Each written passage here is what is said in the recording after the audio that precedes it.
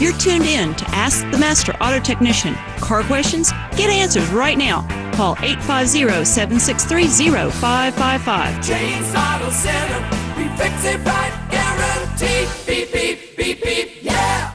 All right, good morning, everybody. Welcome to round two of Ask the Master Auto Technician on this Monday morning's edition. I've got Scott Hobbs calling all the way from Mr. Rooter Plumbing, and you can reach them at 850-763-2001 if you got a plumbing problem. But, Scott, how are we doing this morning, sir? I'm doing great. How are you guys? I am doing wonderful, sir. It really has been. I'm glad to get back at work because I work so hard on the weekends playing. I need to get back at work where I can get some rest. I don't know. I don't know about you, but it seems like I really enjoy my weekends.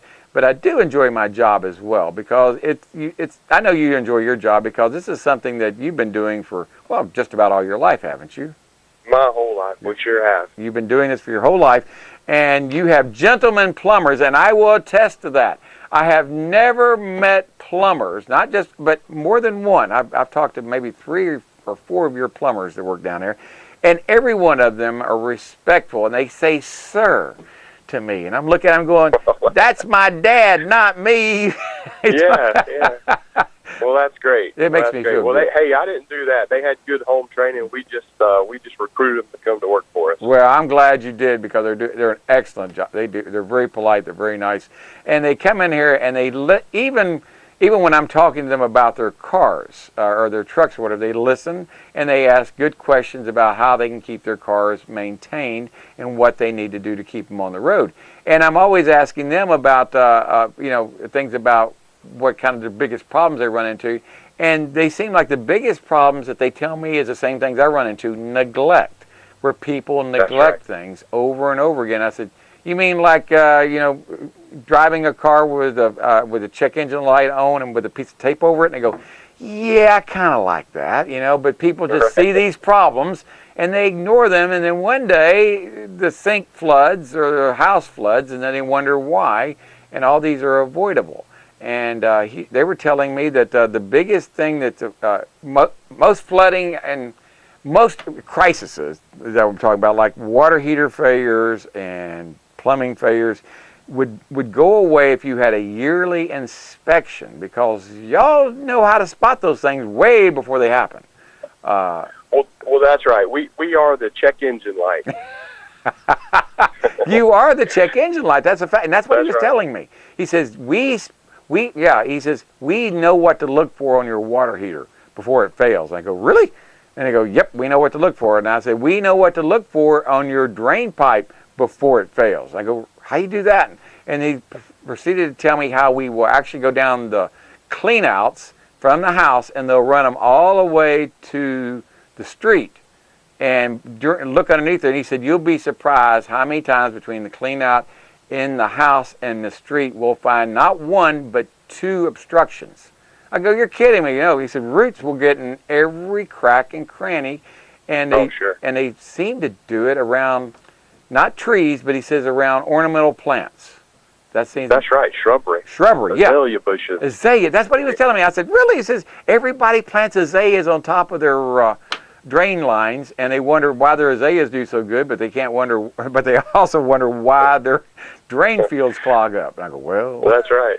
So that's the problem with it. So you don't recommend planting azaleas on top of your drain field then, do you? No. You should have some situational awareness, of course, and know where your drain pipes are, and try to avoid shrubberies and trees and things of that nature at all costs. So you don't have any. So you recommend not planting anything if you know where your drain line is.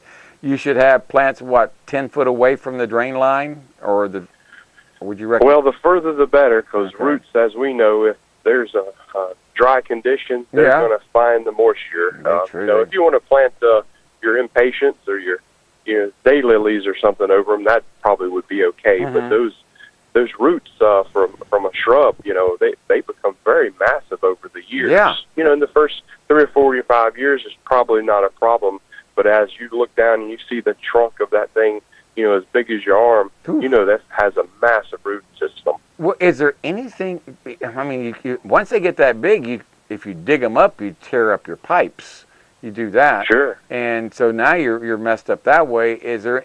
Now I know we've talked about this before, where you hydro scrub, Well, a hydro scrubbing, would that work going down there? Would that cut the roots off, or would they just? I don't know if a hydro scrub would do that or not. I have no idea. Well, sure it will. Sure, Oh, okay. we can run our jetter down through there. Mm-hmm. Like you said, we call it a hydro scrub, but it's like using a very expensive razor. It's going to grow back. Yes, that's true. You know, so your beard's going to grow back. So how can you now, would that be a case of maybe if you got say you got a problem with this, okay, and you say, if I don't continue to shave it, which is going to be a yearly event, apparently, it sounds like, because it's going to grow back yearly, would that be a case maybe they'd want to put an insert, a fiberglass insert in to keep from having to do that? Sure, you've got to repair that crack in that pipe, that break in that pipe has to be repaired by some method, whether it's replacing the pipe, or if it's not practical to replace the pipe, as you know, we can patch it with a fiberglass sleeve, or we can do a complete reline from the house to the street, and it has a brand new sleeve that'll last for generations. That, to me, that sounds like probably the most reasonable and cost-effective thing I would recommend, because you don't have to dig anything up. You just go in there and you hydro scrub it. You run a camera down there to make sure you got a good subject matter after you get it all clean, and then you blow in a then you blow in a fiberglass sock, a wet fiberglass sock, and you inflate it, and then you cure it with hot water, and the next thing you know, you've got a hard, durable Schedule 40 pipe again, I guess you might want to call it. Sure, absolutely, and it's we're usually relining cast iron pipe or terracotta, clay pipe, and when we put that fiberglass sleeve in, it's just as slick as the finish on a Corvette. That's important, because the rougher it is, the more it will slow down the flow and cause restrictions and fog, fats, oil, and grease. That's one of those terms I've learned from you over the years on here. But that fog you're trying to keep, by making it slick. But you also get that fog even on PVC pipes over a period of time. I mean, I've seen it build up on Schedule 40. We're going from, say someone's got a trailer going to their septic tank. And I don't know if it's because it doesn't have a sharp enough drop or whatever, but they'll move the trailer 10 years later or whatever, and that pipe will be gone, but half that drain pipe is clogged with fats, oil, and grease. Now, I'm just noticing these things, but that's just due to lack of maintenance, and that can have been involved by adding a BioChoice enzyme once a month, once a week, and that stuff wouldn't be building up on there, would it? That's right, and what's interesting, if this type of thing interests you, which does me, is that those fats, oils, and grease will grow from the top down. So you'll have, we'll cut a pipe, slice the pipe, and you'll have a small opening in a 4-inch pipe that's maybe an inch and a half, inch and a quarter, about the size of a golf ball, and it started from the top down.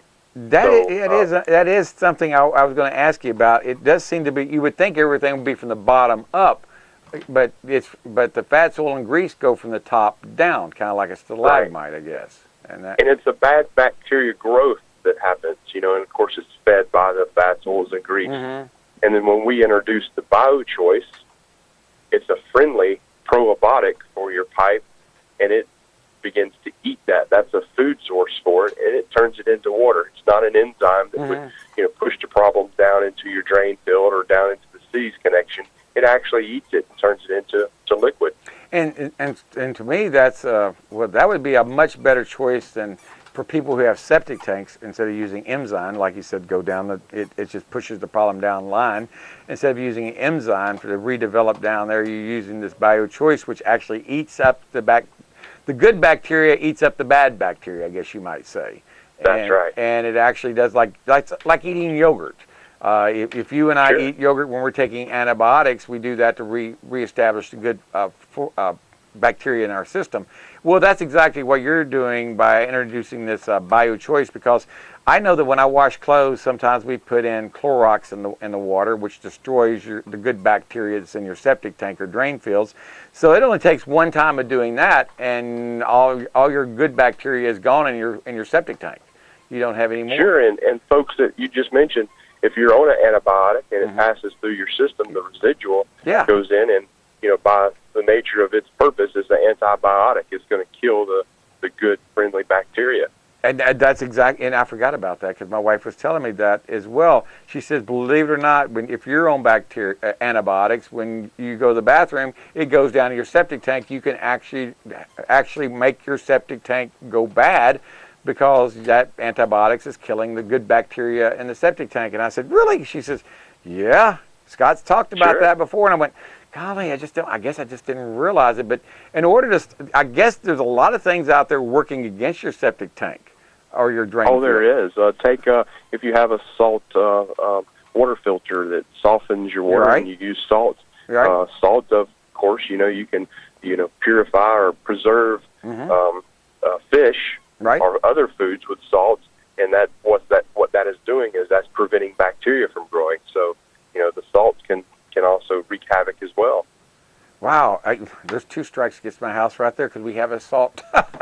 I'm glad I'm not on a septic tank, but I'm glad I got someone taking care of my property over there because that's one of the things we've been using you to take care of our water, our piping, and I got to admit, when y'all come to our house, we don't have to call you and wait 1 or 2 days. We call you, and that day, usually within a couple hours, someone is here at my shop or at my house.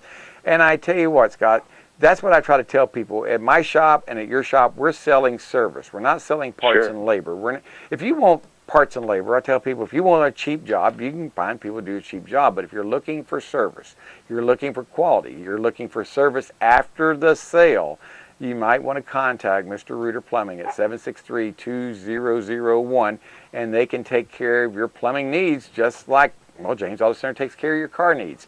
And Scott, y'all been in business. You're a 3rd-generation plumber now, right?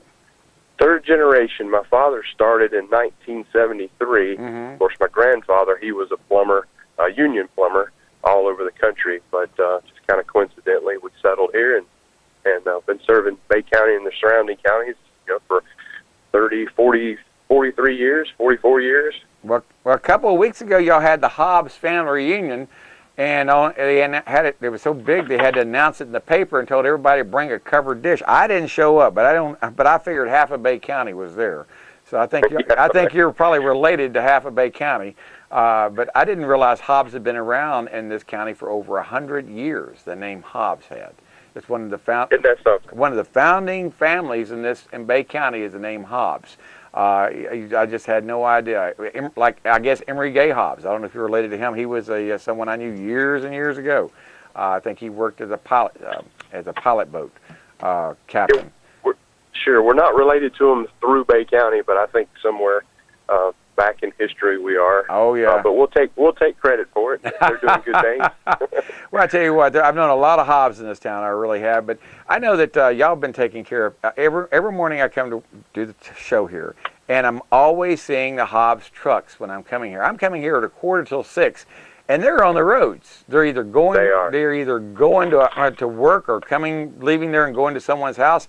But I guess y'all go to someone's house 24 hours a day, 7 days a week. I think you're always on the road. We are. We've got about 30 trucks going in 30 different directions all the time. I tell you what, I thought you had about 360 trucks going in about 360 different directions. Right. I tell you what, it feels like it sometimes. It sure does. Hey, Scott, we got to go. We're up against a break. I'll talk to you next Monday. Thanks for calling. Everybody, if you want to get up with him at 763-2001. That's Scott Hobbs and Mr. Reuter Plumbing. We'll talk to y'all tomorrow morning. Bye-bye, everybody. James Auto Center, we fix it right, guarantee.